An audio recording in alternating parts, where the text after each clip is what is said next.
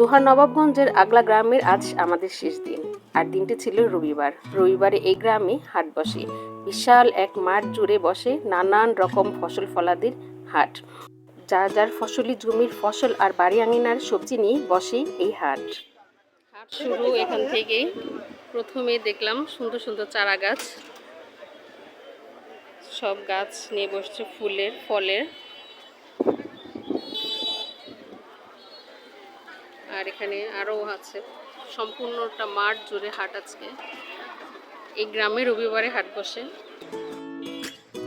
গ্রামের মানুষের একটা জিনিস আমার খুবই ভালো লেগেছে, তারা প্রচুর গাছ ভালোবাসে, যার কারণে হাটে প্রথমেই ঢুকতেই এতগুলো চারা গাছের দোকান, সারি দিয়ে কয়েকটা দোকান সাজানো ছিল। সেখানে নানান রকম ফুল ফল আর ঔষধি গাছ ছিল।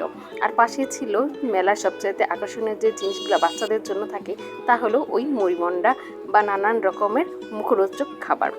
তো আমরা হাটের ভিতরে ঢুকে গেলাম। হাটের ভিতরে ঢুকতেই প্রথমে নানান রকম সবজি শাকসবজি সব একদম ফ্রেশ, যার যার ফসলের জমি থেকে তুলে আনা ফ্রেশ সবজি।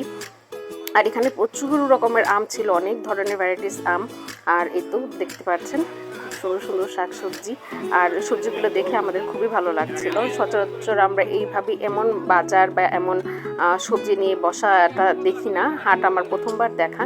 এই দোকানটায় বিক্রি করা হচ্ছিল নানান রকমের শুটকি, আর এখানে চাচা একদম ঝাল ঝাল মরিচগুলো আমাকে তুলে তুলে দেখাচ্ছিল, যে আমি ভিডিও করা দেখে সে বলছিল আমি মরিচগুলো নেড়ে দিই।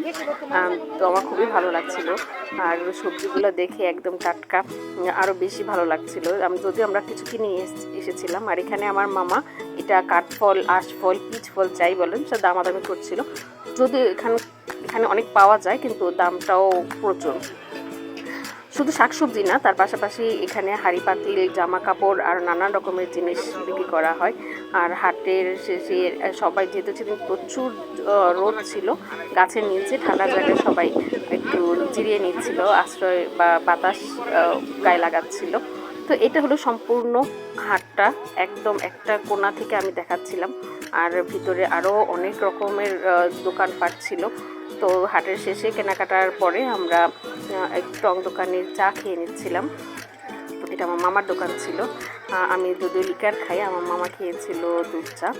তো হাট প্রথমবারের মতো নিজের চোখে এত সরাসরি হাটটা দেখে খুবই ভালো লাগছিল। একটা অন্যরকম অভিজ্ঞতা আসলে ছিল।